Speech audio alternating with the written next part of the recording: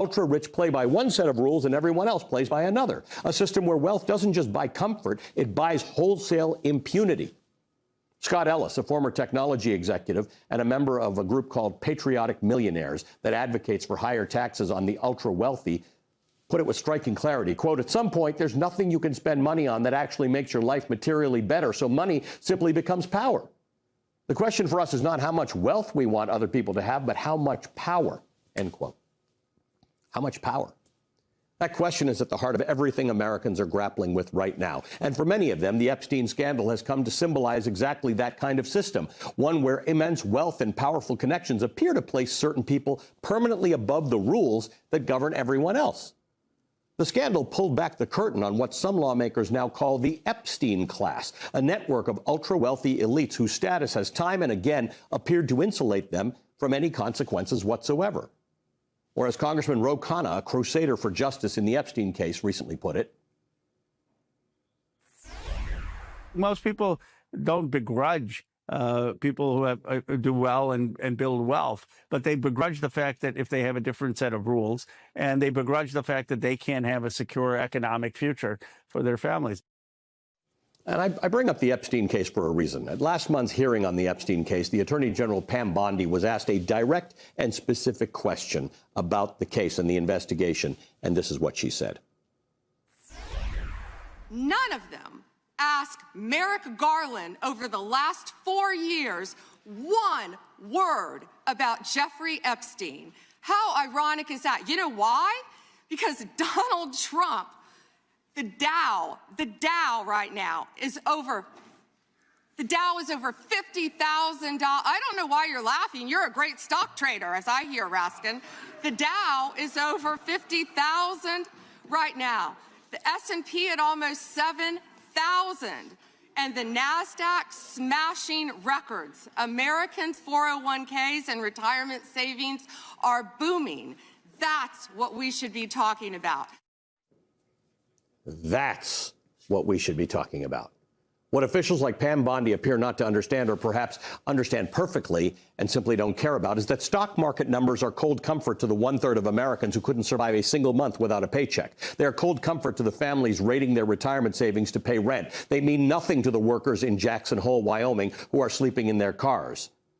There is now a resounding sense across this country that the rules of the system have been rewritten quietly, deliberately, and very much on purpose for a very small group at the very top. The same forces that reshaped one working man's valley in Wyoming are reshaping towns and cities and counties across the United States of America. As the midterm elections get underway, the question on voters' minds is not complicated. In fact, it's very, very simple. Who does the American economy and our democracy really work for anymore? The title for the event, the tour, Senator Sanders, that you've been on, called a Fighting Oligarchy Tour. This is one of those stops. I think one of the people I think that you would consider an oligarch, and I think probably fits the textbook definition, would be Jeff Bezos. Of course, you know, one or two richest men in the world, depending on what the stock is doing that day. And there's been an interesting debate that's opened up about taxes, about tax fairness. Particularly different Democrats have had different proposals about tax fairness. And I want to play something he said about his own tax verdict and get your response, Mr. Plattner, and yours, Senator Sanders. This is what he had to say about the idea of doubling his taxes and that it wouldn't really help very much. Take a listen.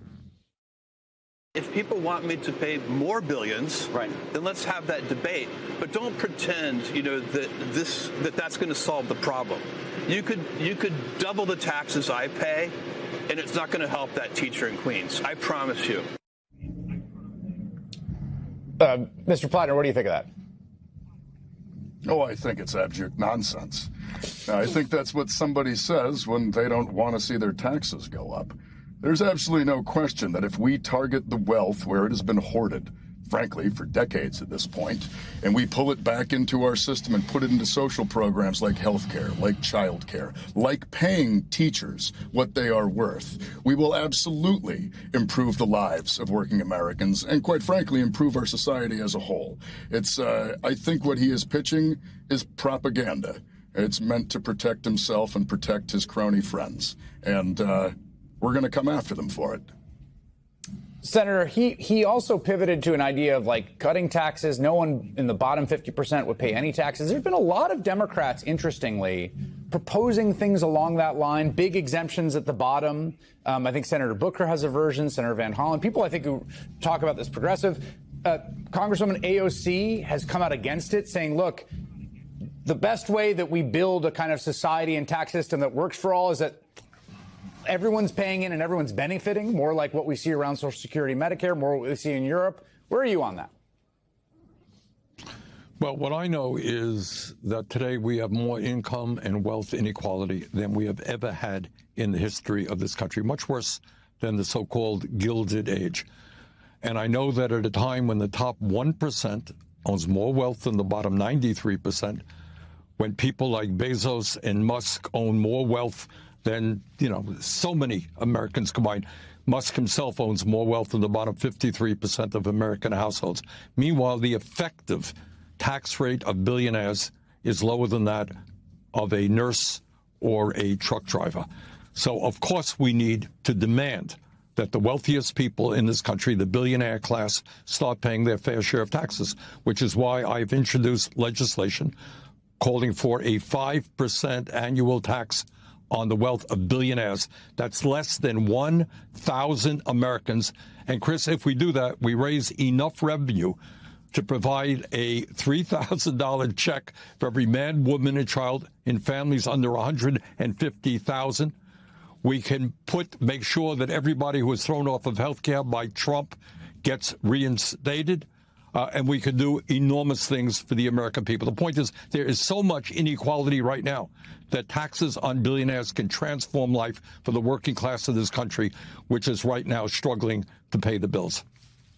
Mr. Plattner, you're trying to make the case to the folks in your home state of Maine to vote out a 5-term incumbent, someone who's been a real, I think it's fair to say, an institution in Maine life, and comes from a sort of political family and has been there for a very long time, probably has name recognition north of 99%, I think it's fair to say, in Maine, who has beaten back other challenges.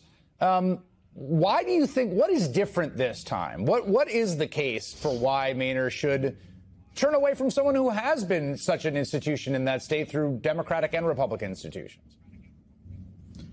Well, I mean, quite frankly, because as an institution, she has overseen the deterioration of material conditions for working people in this state. I mean, where we are today is worse than where we were when she entered the Senate. We have fewer hospitals. We have fewer schools. Housing has become an abject nightmare for younger people in the state, and elderly for that matter. We have seen people living on fixed incomes see their benefits continue to stay small while the price of everything else goes up. She has been in the U.S. Senate through all of this.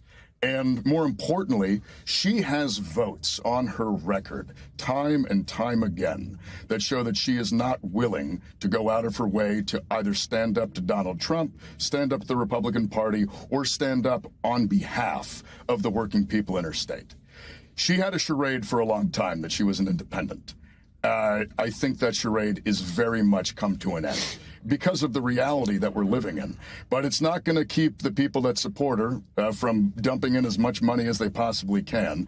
The billionaire backers of Susan Collins, they know the stakes of this race.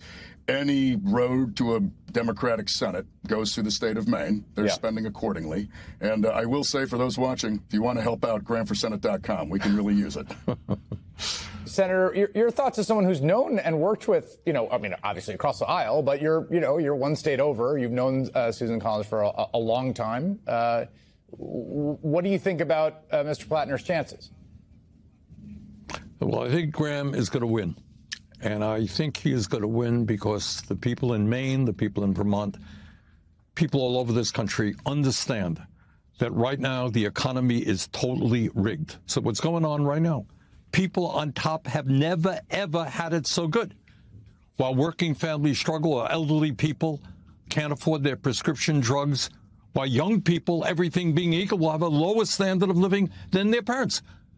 So what kind of economy is that? And the people also understand, as Graham just said, that the political system, campaign finance, totally rigged.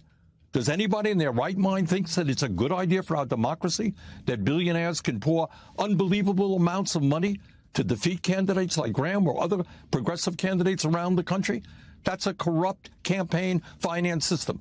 And nibbling around the edges and establishment politics and a little bit of this and a little bit of that, we're beyond that right now. The system is broken. The system is corrupt. The system is dominated by the billionaire class. People want real change in Maine, in Vermont, and all over this country. That is why Graham is going to win. You know, I saw an article yesterday. We were starting to get some of the money filings for these independent expenditures, right? Who are the biggest donors in this cycle? Mark Andreessen, who's a big right-wing tech guy who is one of the most sort of like zealous boosters of AI and right-wing politics, and says things on podcasts like no one should ever engage in self-reflection. It's an actual thing he said. It's a real quote. He's actually the number one donor in this cycle so far. I think it's $115 million he's given so far. And Senator Sanders, the last thing for you, because you've been spending some time talking and thinking about AI in ways I found interesting. I've watched some of your videos. I've listened to some of what you said. The Pope, first American Pope Leo, had a very interesting address on AI, sort of talking about the possibility and the peril of it, and comparing it to the threat of a biblical Tower of Babel. How do you think about that interest as it sort of lingers and over this campaign? I think it's a huge issue. I think every American should be thinking, what does it mean when the very wealthiest people in this country, Musk, Bezos, Zuckerberg, Ellison, and others, are spending hundreds and hundreds of billions of dollars to develop and implement AI and robotics? What does it mean when Jeff Bezos is putting together a $100 billion fund to, quote unquote, automate factories? What it means is that tens of millions of jobs in the next decade will likely be disappearing. And what happens to the working class of this country then? What it also means is that we have to worry about our politics, putting stuff on television where people, or on social media, people will not know the difference between what's true and what is made up and false. We got to worry about the existential threat, Chris, because scientists tell us that as AI becomes smarter than human beings, it can become independent of human control with potentially catastrophic results. It is a huge issue. And the billionaires and big tech say, hey, we don't want any regulation. And Trump says, we don't want any regulation. Let us do whatever we want. To hell with what happens. Well, I think the American people disagree. It's an issue of great importance in this campaign. In fact, final little note is that last week they're going to put out their first ever regulation on it, which is going to be voluntary. And the president's number one AI man, David Sachs, called him at the last minute because industry didn't want it, and they canceled it. Lo and behold, so that did not get issued. Musk did as well. Yes. Vermont Senator Bernie Sanders, Maine Senate candidate Graham Plattner here on this Memorial Day, and they will be doing that rally later today. I appreciate you gentlemen making time for us on this day. There is no problem of racist speech on campus. There is no problem with racism. There is no problem with sexism. Or to the extent there is a problem, it is not very big. One of the reasons multiculturalism was able to get off the ground in the first place is that most college-age students, and especially those who are attending our top universities, are not bigots. There are very few who are. And so I think one of the really big problems we have to come to grips with is this sense in which the reason we have racial tensions in our society, the reason we have other kinds of tensions, is not because there is a problem with racism and other forms of oppression, but because people are looking for these things too much. That was then 28-year-old Peter Thiel promoting his book at an event hosted by the Heritage Foundation in 1996. The book was titled The Diversity Myth, Multiculturalism, and the Politics of Intolerance at Stanford. Thiel co-authored the book with David Sachs, who's the focus of an extensive piece out this week in The Atlantic titled The Venture Capitalist Populist, How David Sachs and the New Tech Right Went Full MAGA and Captured Washington. And we'll talk in a minute about how that actually may not be good for MAGA in the long run. But with us now, again, the author of that piece, staff writer at The Atlantic, George Packer. Back by popular demand, George, the kids were crying out. Like voices in the wilderness, more Packer, more Packer. So here you are. I wanted to talk about three people, David Sachs, who you've profiled, Elon Musk, and Peter Thiel, all of them either from South Africa or spent formative years in South Africa. I know you don't piece them together that way, but I just think it's fascinating that three people, either from or people that spent formative time in South Africa, would have such a powerful impact. And also, all three, and we can go through it specifically, are harshly critical of Western democracy and do not think that liberal democracy is the preferred form of government. Talk about David Sachs and his views, and the others as far as you're comfortable talking about them. Well, I've spent quite a bit of time with Thiel some years ago when I was writing about him, and you're absolutely right that Thiel has famously said freedom and democracy are incompatible, meaning for him to be able to live his life as he wants and make money as he wants is impossible under a liberal democracy where people who have the vote who don't believe in his libertarian views. Sachs is not very interested in political philosophy in my research. He is an entrepreneur and a venture capitalist, and he is mostly interested in making money. So he and Thiel go way back to Stanford. They were at the Stanford Review together, which was a conservative publication Thiel founded. They then were at PayPal, which Thiel co-founded with Musk, and where Sachs played an important part. They have a long history. And now what's really interesting, Joe, is how, having kept their distance on Washington, because they really didn't believe in any role for government in their industry, in technology, they now have kind of captured the Trump administration. And Sachs spent a year as Trump's AI and crypto advisor. And in that year, he essentially aligned government policy with the wishes of those industries and not with what I would consider more the public interest. And so in a way, they've now come around, having been hardcore libertarians all their lives, to a view that government can actually be useful to their financial interests, their business interests, and their sense that really the world should be ruled by a small number of very smart, very wealthy men, which is, I guess, another word for oligarchy. Well, you know, they believe in capitalism when it comes to single mothers who they think should pull themselves up by their bootstraps. But when it comes to tech billionaires, they're all for socialism, all for the federal government giving them money and helping them out. Well, Sachs Sachs, hasn't he said, accused the United States of provoking Putin into war with Ukraine? And again, in other ways, again, sort of aligned himself with Putin, Orban, and sort of that anti-liberal democracy, right?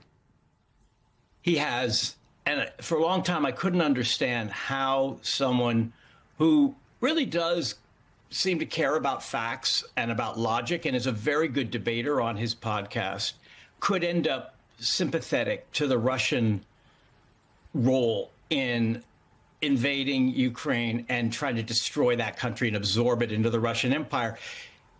To be charitable, he's pretty ignorant about the history of that region and the politics of that region. But the way I came to see it was of a piece with his approach to business, which is essentially there's no moral calculation here. It's not about whether Ukraine has the right to sovereignty, whether we should support a democratic country under siege from an authoritarian empire. None of that seems to come into play. And so once you take away the moral analysis of that war, you end up thinking, well, Ukraine's a risky bet. As Trump once said, they don't seem to have the cards, although actually right now they do have some cards. And you end up sympathizing with Putin and Russia because morality has been replaced by a cold calculation of where your interests lie. And maybe if you're afraid of escalation toward World War III, well, that's going to be bad for your portfolio. And so let's tone this down and give Putin what he wants. That's my best analysis of how Sachs comes to the ridiculous position that he holds. It is a ridiculous position, Claire McCaskill. But here you have, and of course, we haven't even talked about Elon Musk from South Africa, but yet another person whose formative years were influenced in South Africa, having a disproportionate influence on American government right now, these sort of billionaire tech overlords who see themselves as, sort of gods who are beyond reproach. And with Elon Musk, you have somebody who will tell you that was not